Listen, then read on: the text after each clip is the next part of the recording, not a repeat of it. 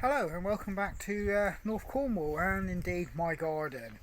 I'm just going to do a very quick update on what's happened with my growing and my gardening practices as I'm beginning to learn how to do gardening. I've got some successes and some failures, so I'll share those with you, and I'll show you something else I'm just about to start and hopefully learn how to grow. It's a bit windy, but it's absolutely glorious. Not a cloud in the sky. And on top of that, it is bright sunlight. And I'm sitting under an umbrella with a drink, because it's my birthday and why not? And just to start things off, here's our stall outside our house. That's all the plants. And that's our hiking sticks there. I'll start you off with this planter here. It gets everything that we have left over with bulbs, seeds or anything like that, cuttings, they all get put in here, so we've always got something actually coming up at every time of the year. In a lot of cases we've even forgot what we've put in there till it actually comes up. Right then, you can see my potatoes have come up and I've got 100% success. Every potato I've planted, I do actually have a potato plant coming up, so I'm really well pleased with that. And that, like I said, that is 100% success ratio there. Not one spot hasn't had a potato successfully come up. Right, you can see my peas have come up and they're doing really well. They're actually flourishing.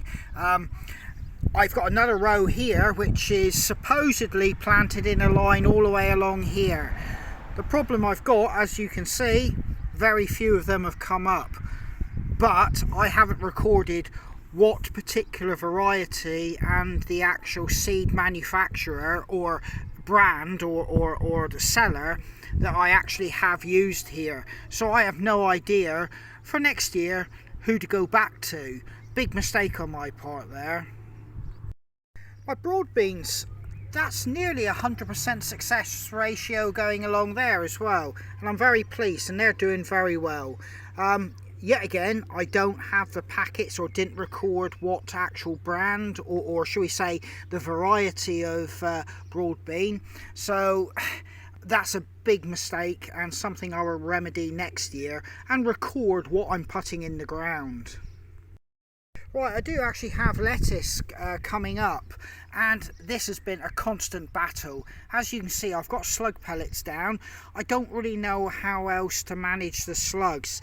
The thing that I'm using the new slug pellets, because obviously this year the other types of slug pellets which had a certain chemical in them have been banned for environmental reasons and wildlife reasons. I'm not 100% sure how viable and how effective these new slug pellets are, but I'm losing some of this lettuce to actual snails and slugs. Right, as you can see my cabbage here, I've got a reasonable amount coming up. Not 100% as vibrant as what I was hoping for, but there's enough there to keep me going. And yet again, it's the same thing. I'm trying to work out how to protect them from actual slugs and snails. Right, this whole area here is the problem that I have. I had carrots and onions planted in there. Nothing has come up, nothing has germinated, and indeed not even the pumpkins which I had over there.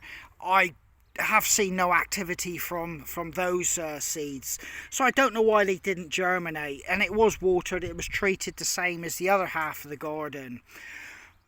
In a panic, in a rush, I've quickly planted more potatoes there, so we should get a late crop of potatoes there, but that in itself has led me to have another problem. My grass seed's doing very well there, and you know, it's coming up thicker than I thought, because that was a real battle between the actual pigeons and sparrows, which every morning, first light, they would be on it. So it was a bit of a battle opening doors and trying to shoo them away, but enough has actually took root and germinated to give me the startings of a lawn here. So I've got potatoes here, and now I've got potatoes in that part down there.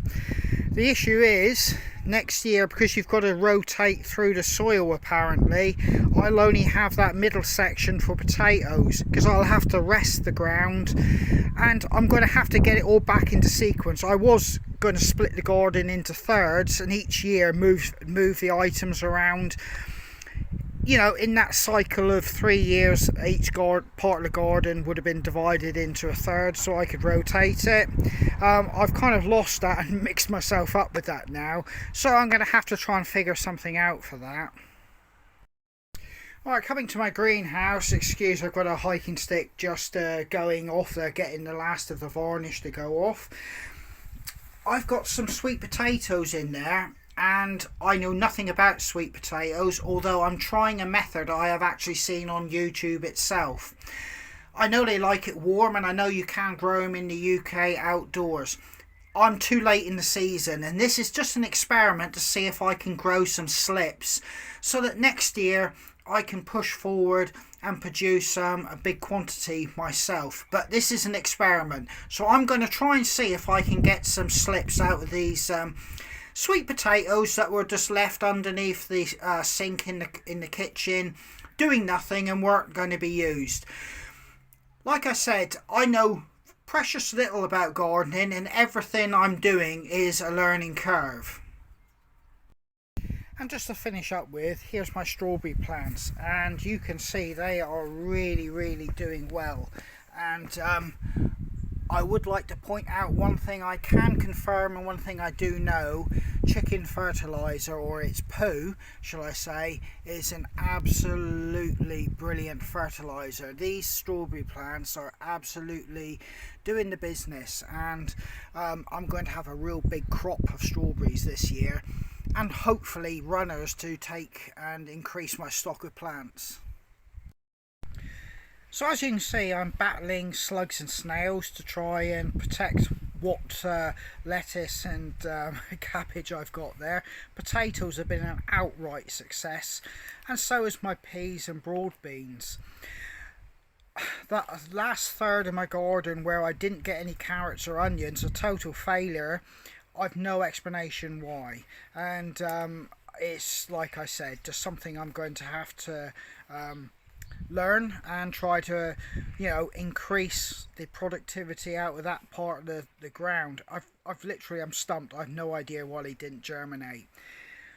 I've planted potatoes. Like I said, I've messed up my supposed 3-year rotation through that small piece of ground, but I'm going to have to try and figure something out there for next year. I've planted potatoes, like I said, in a panicked rush just to get a crop out of that piece of ground. I don't want it to go to waste, if you know what I mean. I'm just going to see if I can get something out of it, shall we say, before it gets too late in the year. So that's a very quick update, just so you can see what's actually happening with my garden. I'm going to sign out here now. It was only just a very quick update so you can see, because you know, it's a bit of a documented record for myself, this sort of thing as well. And yeah, it's nice to look back on. So I'm going to finish up my drink. It is my birthday after all, like I said, so I'll catch you guys again. All the best.